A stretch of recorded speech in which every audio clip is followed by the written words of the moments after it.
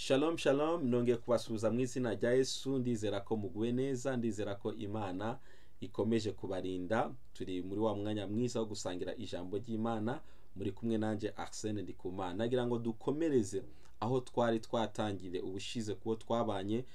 Niba inyigisho ya mbere utabashije kuyumva, nagira ngo ngusabe uze gusubira inyuma kuri YouTube channel yanje ARSENE ndi ku Mana, uraza gusangaho inyigisho ya mbere twatangire, kandi kugira ngo ubashe gukomereza nawe aho tugeze uyu munsi. Twari turi gusoma mu gitabo cya Luka igice cya mbere guhera ku murongo wa 5. Uyu munsi turaza gukomereza ku murongo wa 7, ariko wenda kuko tutabanye turaza kubasubiramo gato mu byo twaganiriye kugira ngo namwe mubashe kumva aho tugeze uyu munsi. Reka dusenge dushime Imana ubundi dukomeze. Mana, turagushimiye ko duhaye aya mahirwe yo kongera kuganira ijambo ryawe n'ubwoko bwawe. Ndasenze kugira ngo ubane natwe, uganirize imitima yacu, umuntu wese uri hano abashe guhabwa umugisha no kumva ijambo ryawe. Icyubahiro kibi cyawe mu izina rya Yesu Kristo, amen. Haleluya. Ubushize twari turi kuganira ku bintu bitatu biranga umutambi. Twasobanukiye ko mu isezerano rishasha abantu bakijijwe, abantu bizeye Yesu nk'umwami n'umukiza, Imana yabahinduye kuba abatambi. Dukwiriye gufata umwanya wo gusengera imiryango yacu, gusengera itorero, gusengera ibihugu byacu, gusengera abatarakizwa, tugakomeza umurimo wo gutambyi kuko Kristo yarawudusigiye. Nanone twarebye ibintu bitatu biranga umutambyi. Usomye muri Luka igice cya mbere ku murongo wa 6, Bibiliya yatubwiye ngo bombi barabakiranutsi imbere y'Imana. Umutambyi agomba kuba umukiranutsi. Icya kabiri, umutambyi agomba kugendera mu mategeko n'imihango by'umwami Imana. Icya gatatu, umutambyi agomba kuba inyanga mugayo. Imana ishimwe cyane. Uyu munsi rero turaza gukomeza. Twari turi kuvuga kuri izi nkuru za Zakariya hamwe na Elizabeth. Bibiliya yatweretse ko barabakiranutsi, barabatambye Uwiteka, bakundaga Imana, bakoraga umurimo w'Imana. Ariko hari ikibazo gihari hano ku murongo wa 7. Bibiliya tubwira ngo ariko ngo ntibagiraga umwana kuko Elizabeth yari ingumba kandi bombi bari bageze mu zabukuru. Now Zakariya na Elizabeth bakoraga umurimo w'Imana, bakundaga Imana, bakiranukiraga Imana, ariko bari bafite ikibazo cyo kutagira urubyaro. Uyu munsi uri kuranyumva, uri kurankurikira, birashoboka ko nawe ufite ikindi kibazo. Wenda ntabwo ari cy'urubyaro, ariko ni ikindi kibazo. Warasenze Imana, wakoreye Imana, witangiye umurimo w'Imana, wakoze ibyo ushoboye byose kugira ngo unezereze umutima w'Imana, ariko hari igihe wireba mu buzima bwawe ugasanga hari ikibazo ufite kandi umaranye igihe kinini cyane. Naje kuguhumuriza nkubwira ngo mwene data, humura. Ntabwo uri uwa mbere uhuye n'ikibazo kandi ukunda Imana. Humura, kandi icyo kibazo cyawe ntabwo kizamara igihe, ntabwo kizakomeza kuba ikibazo. Oya, kuko mu ijuru dufite Imana ijya imanuka ikarengera abera bayo, ikarengera abakiranutsi bayo, ikarengera abana bayo. Uyu munsi naje kukubwira ngo Imana yiteguye kumanuka gukemura icyo kibazo umaranye igihe kinini cyane. Zakariya na Elizabeth, Bibiliya yatubwiye ngo nta mwana bari bafite, ngo kandi bari bageze mu zabukuru. Birashoboka ko bari bihebye muri bo, ariko Imana iza kubagirira neza. Yesu ashimwe cyane. Ku murongo w'8 muri Luka igice cya mbere ku murongo w'8, Bibiliya tubwira ngo nuko ubwo Zakariya yari agikora umurimo w'ubutambyi imbere y'Imana.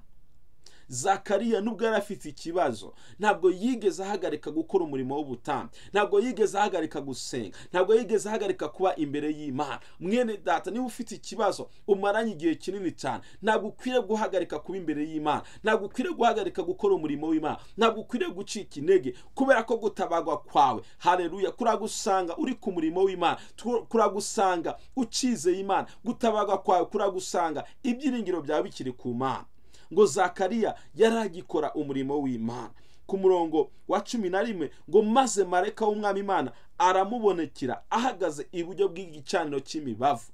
Ni ukuvuga ngo Zakariya aje gutabagwa, Imana yamusanze ari gukora umurimo w'ubutambyi. Imana yamusanze ari mu rusengero, Imana yamusanze ari mu murimo w'Imana. Uyu munsi naje kukubwira ngo Uwiteka Imana yiteguye kugusanga agakemura ikibazo umaranye imyaka myinshi cyane, ariko aragusanga ugihagaze mu gakiza, aragusanga ugihagaze mu murimo w'Imana. Niba waracitse intege, ongera ugaruke mwene data, ongera ugaruke kuko gutabagwa kwawe kuraje. Birashoboka ko ico kibazo kimaranye imyaka myinshi, ariko gutabagwa kwawe kuraje, kandi Imana iragusanga uri ku murimo w'Imana. Ngo marayika w'Iteka aramusanga ku murongo wa 12.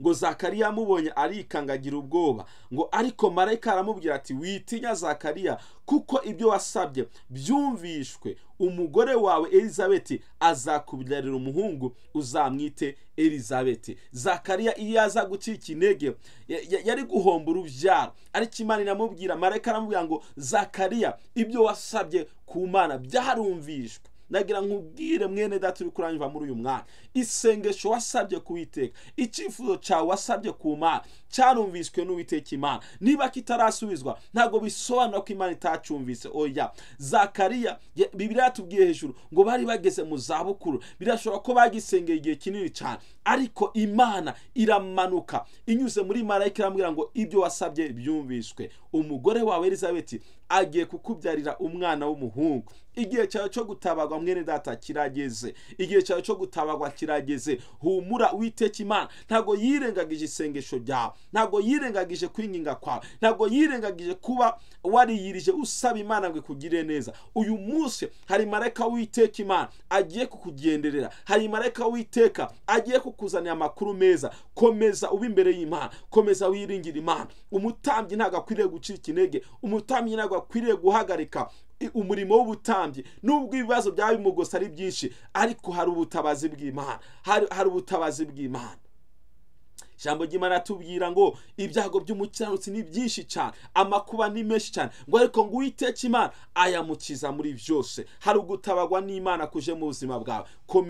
Komeza wizere Imana, komeza wiringira Imana. Ntiwemere ko hagira ikintu na kimwe kiguca intege, ntiwemere ko hagira ikintu na kimwe gituma usubira inyuma mu gakiza. Komeza, hari marayika w'Imana agiye guhura nawe mu izina rya Yesu. Imana iguhe umugisha kandi Imana igukomeze mu izina rya Yesu. Reka dusenge. Nagira ngo ngusengere nawe wisengere muri uyu mwanya, ubwire Imana ko ugikomeje kuyiringira, kandi niba waracitse intege Imana yongere iguhagurutse mu izina rya Yesu Kristo. Amen. Data ndagushimiye kuko uri Imana igira neza. Elizabeti na Zakariya bari bageze mu zabukuru, bari bafite icyifuzo cy'urubyaro, kandi waragikemuye, wabahaye umwana w'umuhungu witwa Yohana. Ndasenze mu izina rya Yesu, sengeye mwene data ari kunkurikira nonaha afite ikibazo, icyifuzo amaranye igihe kinini umwana, ndamusengeye mu izina rya Yesu kugira ngo marayika wamugenderere, yongere kandi amuhe isezerano. Oh haleluya, kuko gusenga kwacu ntabwo wigeze ukwirengagiza Mwami. Abacitse intege wongere ubahagurutse kandi ubakomeze mu izina rya Yesu. Uyu mwanya marayika w'Uwiteka asanga abantu mu nzozi, asanga abantu abiyereke, abahe ihumure mu mitima. Oh haleluya, icyifuzo bafite, icyifuzo mwene data afite, Mwami ugikoreho mu izina rya Yesu. Abakeneye urubyaro urubahe, abategereje akazi ukabahe, abategereje igitangaza cyo gukira indwara bakire gukira indwara nonaha mu izina rya Yesu. Urakoze Mwami Imana, icyubahiro kibi cyawe mu izina rya Yesu Kristo. Amen, amen. Imana ibahe umugisha, mushobora gusangiza abandi ubutumwa bwiza n'iri jambo ry'Imana kugira ngo nabo bahabwe umugisha. Kandi niba utarakanda subscribe, turakwinginga kugira ngo ukande subscribe kugira ngo igihe cyose dusize ijambo ry'Imana nawe rizabashe kukugeraho. Imana ibahe umugisha, mukomeze kugira umunsi mwiza. Shalom, shalom.